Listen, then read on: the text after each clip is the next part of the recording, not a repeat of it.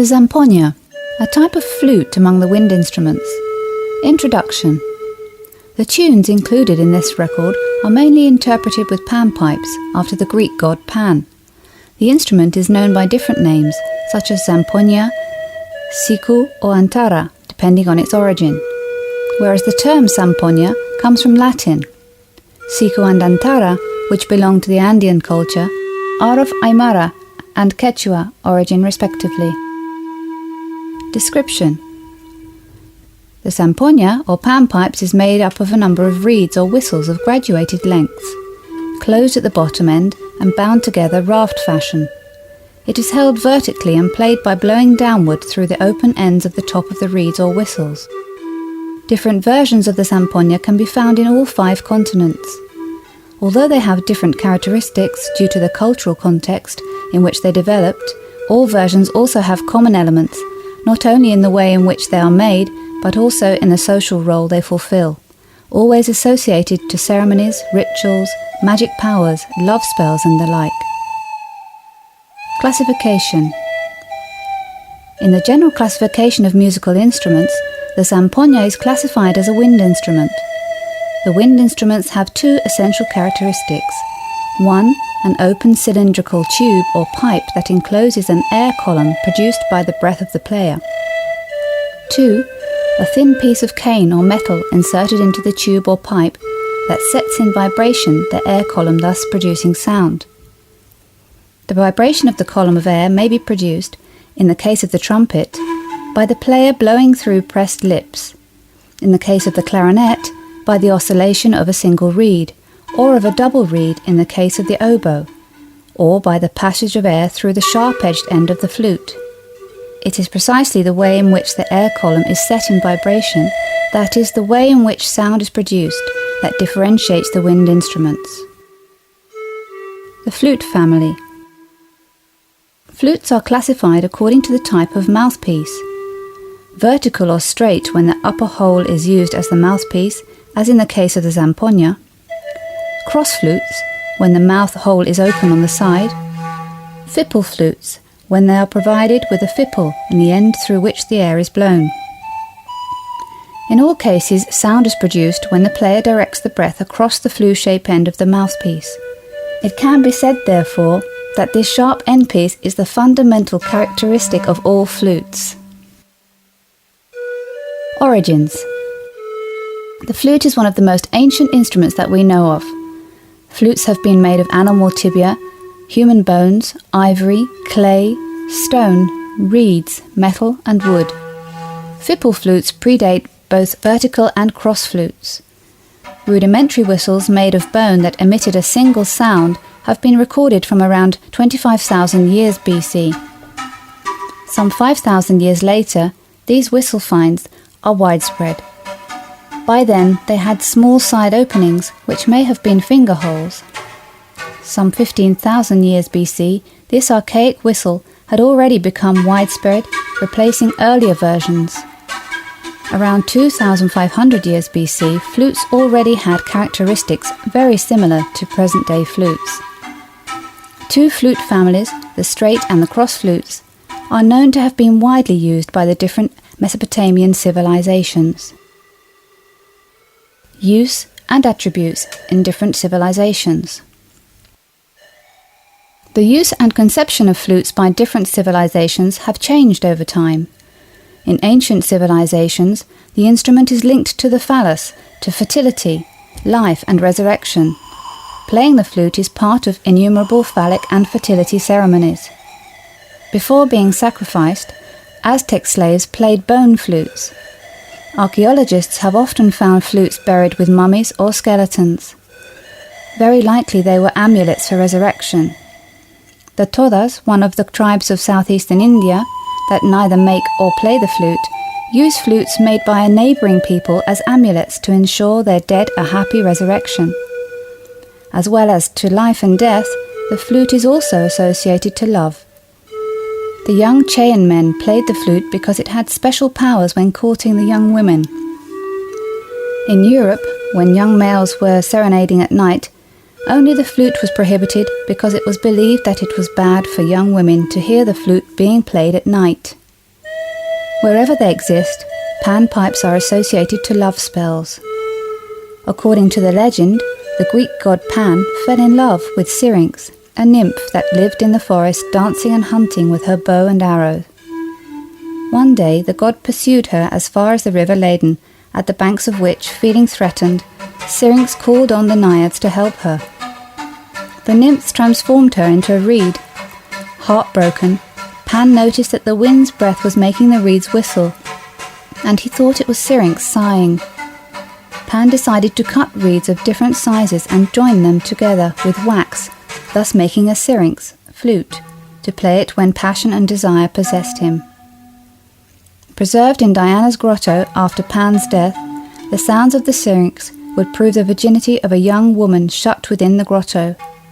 The same belief in the powers of the flute can be found on another continent, especially among the Kuna Indians of Panama, who use it in the initiation ceremony of the young girls. The origin of the measurements, tuning and migrations. The more developed Asian civilizations were among the first to control and exploit vast extensions of land, to build temples and buildings, and to interpret the universe. These civilizations, therefore, developed measurement systems such as the Chinese inch and the Chinese foot, which differ from the present-day American and English inch and foot. It is interesting to note that the Chinese-style flute was tuned to F-sharp major, Huan Chung, which required that the tube be 229.9 millimeters long, the same length as the Chinese foot. The Chinese musical system comprises 12 notes that are determined on the basis of F-sharp major. The Chinese believe that harmony in the universe is due to the interaction between the female and the male principles, yin and yang, and that it is the same in music. Thus, 6 notes, lu, are male and 6 are female. The classical panpipes from the Far East are made of 12 reeds, each one being a note, some of which are male and some female. This same principle can be found in Peru, where some flutes have male notes and others female notes. Something similar can be observed among the Kuna Indians of Panama. These similarities are relevant insofar as they have allowed researchers to prove that the instruments migrated with the people and were copied in other latitudes. The instruments' characteristics and measurements and the scales have been fundamental elements to determine their origin and where they came from. Andean instruments, a manifestation of the autochthonous culture. The mark of the ancient Andean cultures can be seen still today, not only thanks to archaeological and anthropological discoveries, but also because they have left their mark in popular manifestations, which reveal their past through symbols, contents and traditions. Pre-Columbian America was peopled by highly developed cultures. In Central America, these cultures attained a high level of development as shown, among other achievements, by their scientific investigations, their writing, calendar and architecture, which are today part of the cultural heritage of humankind. In South America, in the region of what are now Peru and its neighbouring countries, that is Colombia, Ecuador, Bolivia and Chile, other pre-Columbian cultures also reached high levels of development. Nevertheless, their development was not alike in all fields. Music and musical instruments attained a comparatively higher development in Peru and the surrounding area than in Central America. Archaeological excavations have unearthed flutes with many finger holes and panpipes made with numerous reeds in and around Peru. The similarities between panpipes from the Far East and their Peruvian counterparts suggest a common origin about which some researchers harbour hardly any doubts. According to them, the pre-Columbian American panpipes are probably the result of contacts with the Far East. Manned vessels pushed by the ocean currents, which originate in Melanesia and skirt New Zealand, may have reached the Peruvian shores. The similarities are striking. Panpipes are very well known and used throughout East and Southeast Asia, and in the isles of the Pacific Ocean. In some of the Melanesian and Polynesian isles, the flutes have 2 rows of tubes, which are kept in place by tying them to a small board made of reeds. In Myanmar, or Burma, these same flutes are used in pairs joined together by a loose rope, a custom also observed in South America. As in China, where the male musical scale and the female one come together in a single panpipe. In South America, the same scales exist but split in two panpipes, zampoñas, which are complementary and played by two players.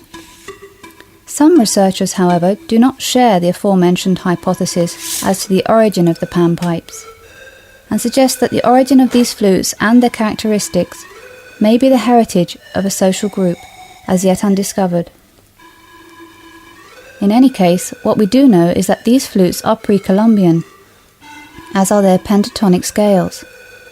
The zampoña is one of the most representative instruments of the Andean cultures. It has played and still does play a multifunctional role and is part of all sorts of traditions and used in ceremonies, celebrations, balls, in homage-paying ceremonies and the like. There are many versions of the flute, the name of which also varies according to its use and its type. There are 1- and 2-row flutes with tubes of graduated lengths or of equal length, arranged in a rectangular shape, or alternating tubes of different lengths. There are flutes for soloists or for collective playing, with or without a bevel, and there is a large variety in the number of tubes. There are also flutes of 2 rows of tubes, some of which are open in the bottom end and lend resonance to the instrument. These tubes can be of equal length or of graduated length, and the flutes can be for soloists or played with other instruments or flutes. In the musical groups it is common to see zampoña families, from the low-pitched to the high-pitched. They are known as toyos, low pitch. It ranges from D1 to D2. Zancas, an octave higher than the zancos. It ranges from D2 to D3. Maltas, an octave higher than the zancas. This ranges from D3 to D4. And chulis, an octave higher than the maltas. It ranges from D4 to D5. Many are made of 2 complementary rows of tubes, a 6-tube row known as ira and a 7-tube row known as arca. Thus together the 2 rows have the complete scale. They may represent man and woman, day and night, light and darkness, the opposing forces of nature that together represent the totality of things. When 2 or more players take turns to play, which is known as plaiting, they are mirroring this mystical principle.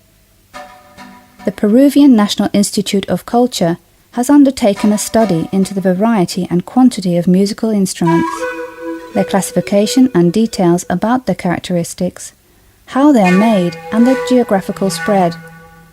The study identified 350 different instruments in use at present from the highlands down to the coast. The study includes, among the instruments counted, the different versions of the same instrument. Thus, the 71 types of panpipes are included, as are the 32 types of quenas, 11 types of charangos, 9 of cross flutes, and 18 of a flute that can be held by just one hand. To these must be added the musical instruments from the Peruvian Amazonian jungle, where 56 types of wind, string and percussion instruments have been recorded. Musical instruments are part of the history of humankind.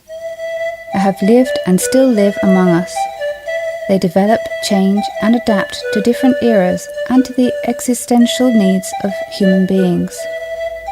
In this relationship human being-instrument, instrument-human being, musical instruments have helped us to find a balance with ourselves and with others, with nature and the environment.